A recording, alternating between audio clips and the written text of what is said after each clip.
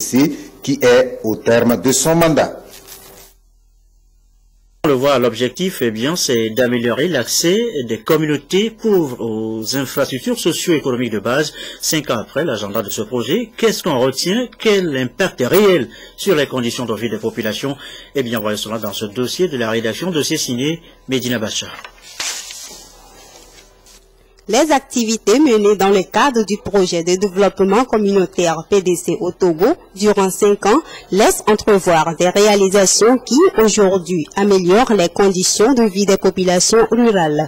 Parmi ces réalisations, on peut citer la construction de 548 salles de classe, l'accès à l'eau potable qui alimente plus de 63 000 personnes, des engrais et des semences améliorées rendues disponibles aux agriculteurs, des emplois temporaires à plus de 26 000 jeunes et 294 micro-projets d'activités génératrices de revenus. Les cantines qui ont pris en charge les enfants démunis qui ont pris goût de l'école. Ça m'a été fortement impressionné. Les microfinances, surtout ça permet de fixer les mamans des élèves sur place. Donc éviter l'exode rural. Il faut souligner cela quand on vit dans le milieu rural. Cela a permis même de réduire les petits vols. Il a creusé beaucoup de puits, beaucoup d'écoles, l'élevage et aussi du côté de l'agriculture, il fait tout.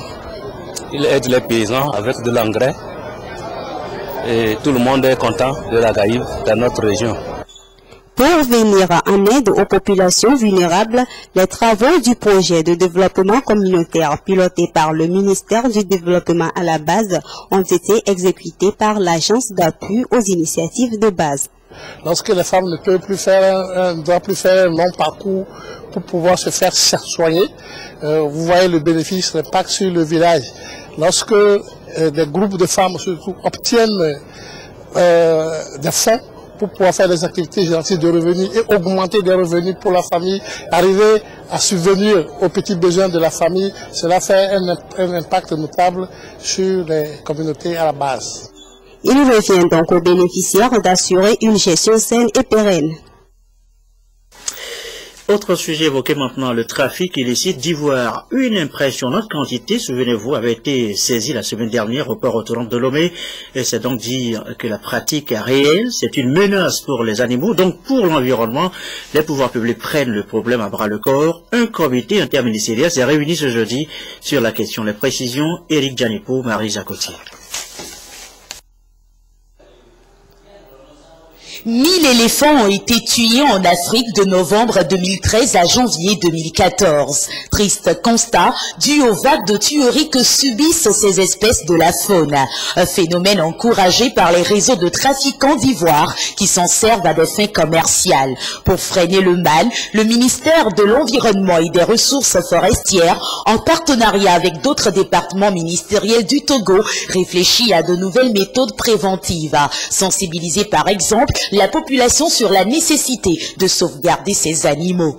Ce qui concerne les animaux, dans le domaine de la recherche, dans le domaine de l'éducation, dans le domaine du développement du tourisme, donc il y a nécessité que toutes ces ressources naturelles soient protégées pour le bien-être de la population. Il y a les espèces qui ont une durée de gestation, de reproduction très courte, d'autres ont une durée de gestation très longue. Je prends par exemple les éléphants, ils font environ 18 à 24 mois pour se reproduire, et si les mesures ne sont pas prises très rapidement, ces espèces vont s'éteindre et on aura vraiment de problèmes. Disons qu'aujourd'hui les dodos aux îles Maurice ont disparu, donc beaucoup d'espèces ont déjà disparu parce que des mesures ne sont pas prises. La rencontre a permis aux représentants des différents ministères impliqués dans la lutte contre le trafic d'ivoire de proposer un certain nombre de recommandations en vue de mettre un terme à l'extinction de ces animaux protégés. La première recommandation, c'est de communiquer davantage sur les efforts faits par le pays pour juguler donc le trafic au plan national. Je crois que c'est ce que nous allons retenir de la réunion que nous venons de tenir. Et aussi faire en sorte que les moyens soient plus disponibles Donc les autorités dotent des institutions de moyens beaucoup plus disponibles afin de limiter l'échappatoire utilisé par les trafiquants.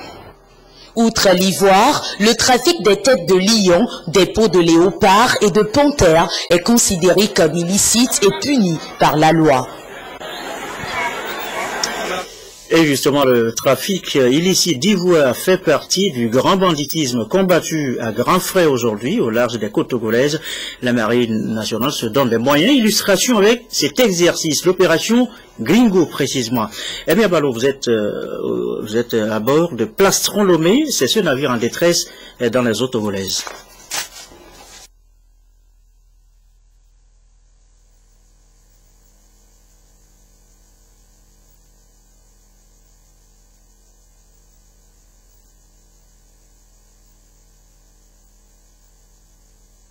Eh bien, on retrouvera donc Amir Balo tout à l'heure dans le courant de cette édition. On va quitter les eaux un temps soit peu pour la route précisément, avec les travaux de réhabilitation de nos routes qui se poursuivent, qui s'intensifient, j'allais dire. Tenez, la transversale Lomé-Vaughan-Enfoin, longue de 61 km, a connu son premier coup de pioche ce matin, synonyme du coup d'envoi des travaux sur ce tronçon qui dessert 4 préfectures. C'est un soulagement pour les populations, les usagers. Erlo Kidiouf.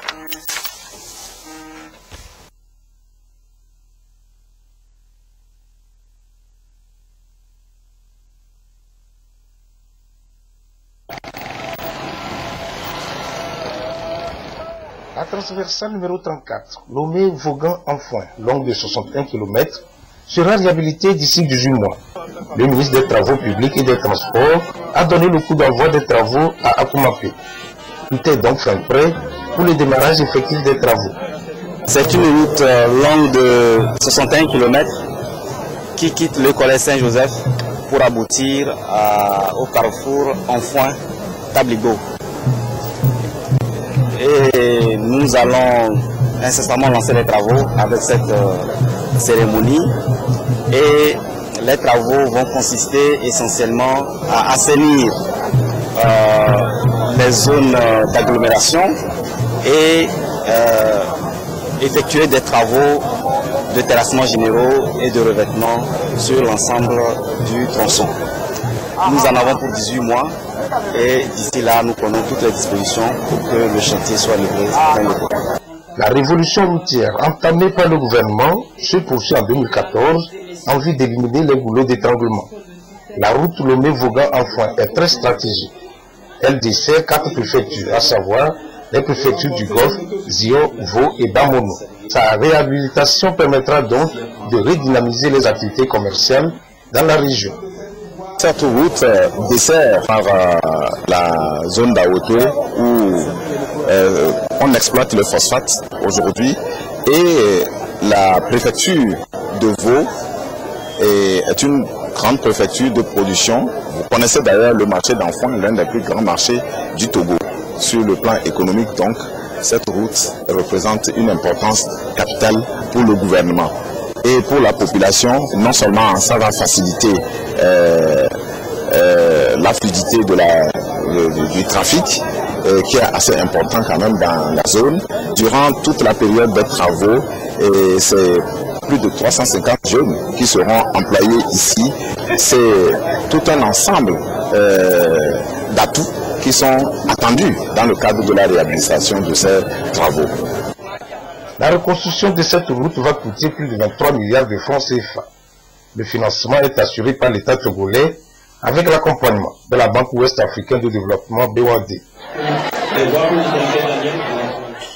Et pendant ce temps, la route qui serpente la montagne de Daï se perd, elle, de jeunes plants mis en terre par l'Agence nationale de l'environnement. Ces jeunes plants, des arbres plus tard le long de la voie, sont censés attirer l'attention des usagers sur la sécurité routière, selon les responsables du projet. Les précisions, Rachel Aoubou. Nichées sur les montagnes, certaines localités de la région des plateaux connaissent des difficultés d'accès. Les seules routes tracées sont serpentées et dangereuses à la circulation. Pour y remédier, l'Agence nationale de gestion de l'environnement propose des solutions toutes simples. Planter des arbres tout au long des routes pour servir de barrière et empêcher les accidentés de se retrouver au pied de la montagne. Les espèces sélectionnées sont les manguiers, les avocatiers et les tecs blancs. Nos routes sont accidentées. Puisque nous grimpons, nous montons une colline. Alors, vous voyez que la fois dernière, il y a 2 ans de cela, il y a eu ébullition de la montagne. Donc, alors s'il y avait des arbres, je crois que les pierres ne viendront pas séparer la route. C'est dans ce cadre que s'inscrit le Programme national d'action décentralisée de l'environnement PNAD, piloté par l'Agence nationale de gestion de l'environnement ANGE. ANGE, qui, dans son rôle de suivi, a initié une formation à l'intention des agents des brigades anti-feu afin qu'ils puissent assurer la pérennisation du projet. C'est un projet très important qui a permis de mettre en terre 60 000 plants. Et ce projet doit être pérennisé. C'est pour cela que nous sommes venus. D'abord, pour former des groupes, des communautés qui se sont organisées en brigades anti-feu et pour former les chefs cantons sur la nécessité de protéger ces plants. Et aussi former nos membres qui sont ici sur le suivi de ces... Les moines de Dagne se chargent de l'exécution de ce projet dans les différentes localités. 16 villages au total ont bénéficié de ce programme de reboisement en rempart de sécurité des principaux axes routiers de la préfecture de Dagne qui prend fin en février. Allez, on retourne dans les eaux togolaises, au large des côtes togolaises, avec cette opération, cet exercice, l'opération Gringo précisément. On retrouve Emer Balo, vous êtes à bord de Plastron Lomé, ce navire en détresse dans les eaux territoriales pour cet exercice.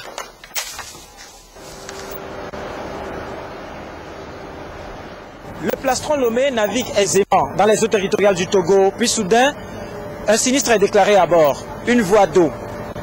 Le commandant de bord lance alors un appel de détresse et les secours s'organisent.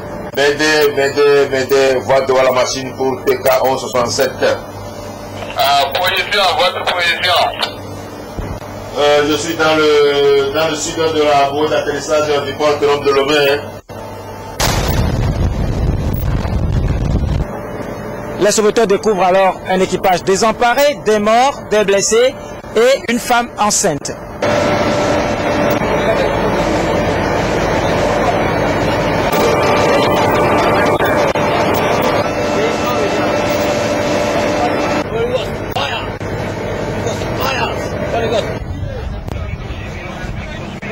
Puis l'évacuation s'organise.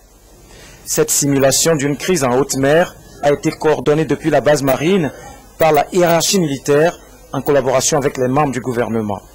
L'opération est encadrée par les experts du projet Gringo, initié par l'Union européenne pour soutenir les pays côtiers du golfe de Guinée en matière de sûreté et de sécurité maritime. C'est la gestion d'une crise maritime. Ça a permis aux différents acteurs qui sont impliqués dans l'action de l'État en mer de pouvoir donc coordonner ensemble leurs actions. Face à cette crise, il n'y a pas que la marine nationale. Il y a le port autonome de Lomé, la gendarmerie nationale, il y a les affaires maritimes, il y a le ministère de l'Environnement, le ministère de la Pêche, le ministère des Transports, il y a le ministère des Affaires étrangères. Et en tout, nous avons vu qu'il y a, en recensant, on a 18 administrations. C'est très difficile lorsque l'on est au sein des différentes administrations, et c'est encore plus vrai quand on regarde ça sur un angle multinational, de bien se connaître, de savoir échanger des informations, de se coordonner dans l'action. Eh bien, par le biais d'entraînements fédérateurs, tels que celui que nous avons fait ce matin, nous amenons ces personnes à interagir autour d'une même activité. La phase expérimentale du projet Gringo, projet route maritime critique dans le golfe de Guinée, s'étend sur la période 2013-2016.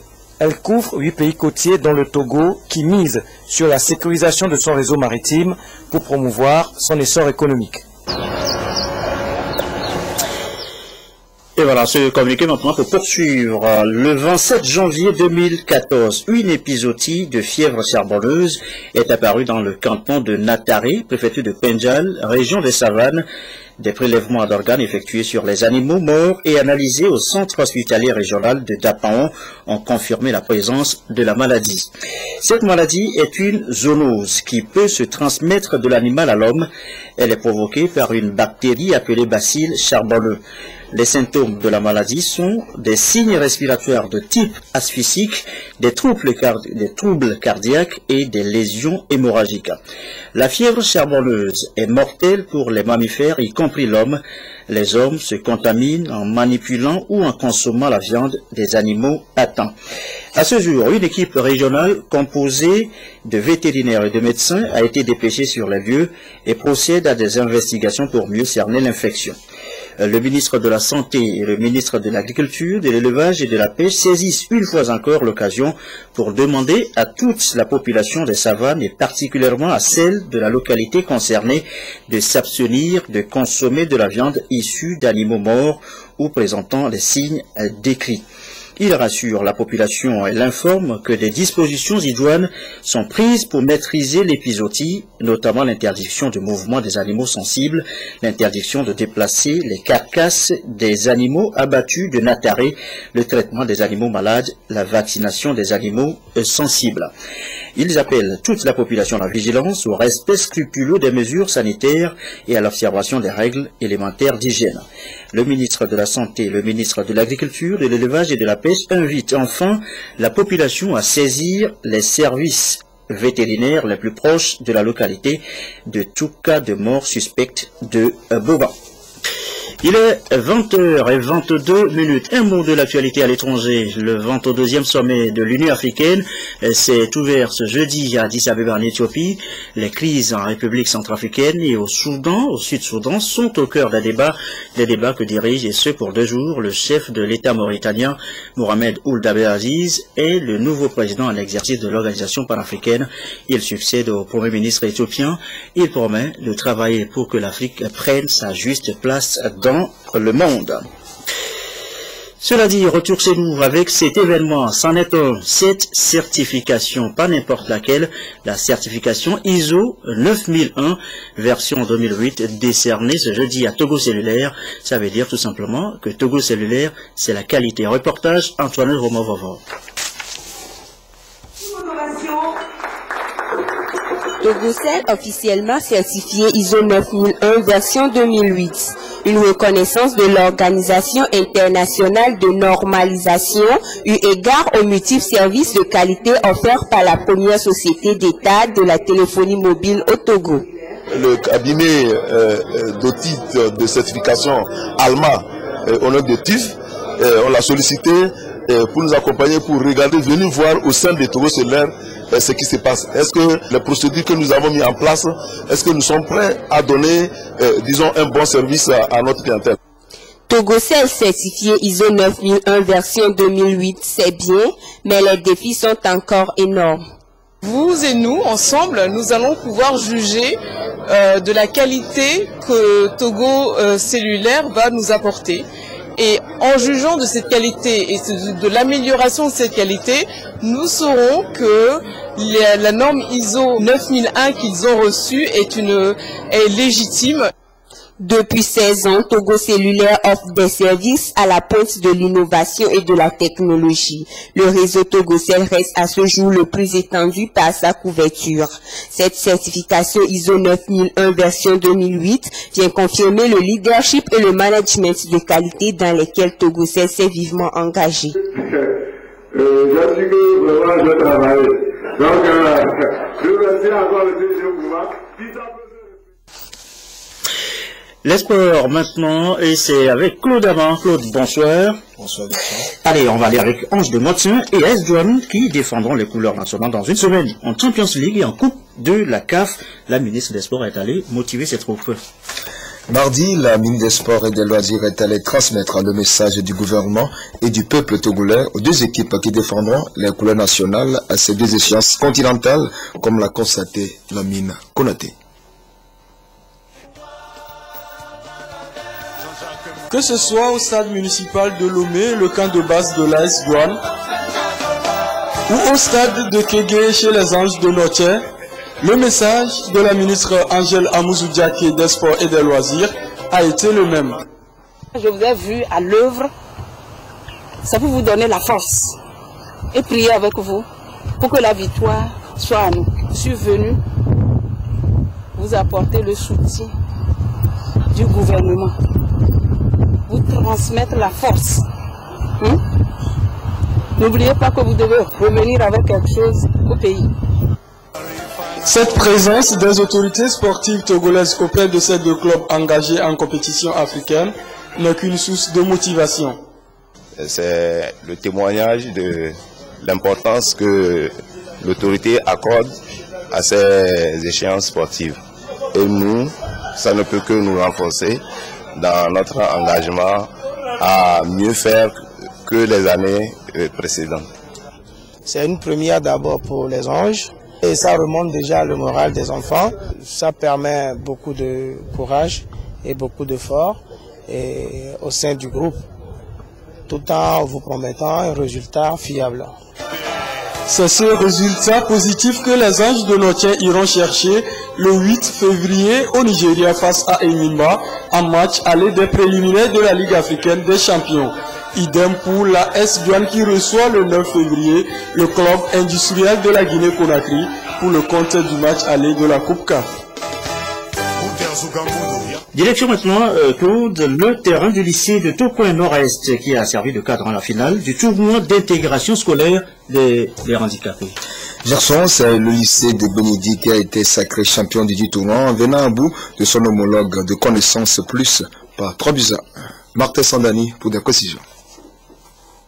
2 mois après la cérémonie d'ouverture du tournoi d'intégration scolaire des personnes handicapées, le terrain du lycée de Tokoin Est explose de nouveau de joie ce mercredi après-midi pour une cérémonie de clôture avec la finale de cette compétition. Une finale remportée par le lycée Bénédit en vert blanc qui a dominé le complexe scolaire Connaissance Plus en maillot bleu par 3-1. Pourtant, c'est les Bleus de Connaissance Plus qui sont les premiers à ouvrir le score à la 15e minute suite à une maladresse de la défense de Bénédit. Une œuvre de Clinton à Pénouveau.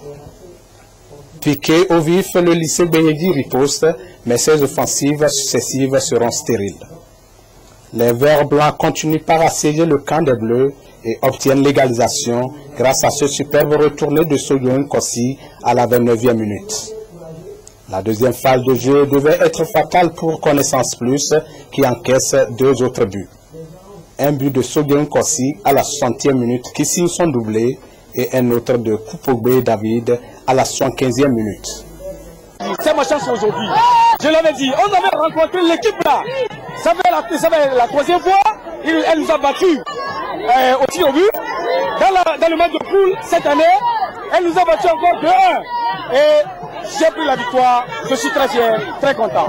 C'est la jeunesse, ils sont jeunes, ils n'ont pas su garder l'avantage et comme l'équipe adverse était une équipe jouante, elle a pu égaliser et finalement on a perdu.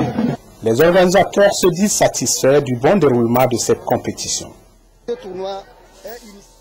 Oui, Gerson, c'est tout pour la part des sports de ce soir. Samedi, Vincent, tous ses invités seront au rendez-vous de Direct Foot. Merci beaucoup, Claude. Un rendez-vous à retenir sur notre antenne ce soir, aux alentours de 21h. Vous suivrez l'émission Le Togo en marche. Ce sera avec Pierre Soussoukou et Kate.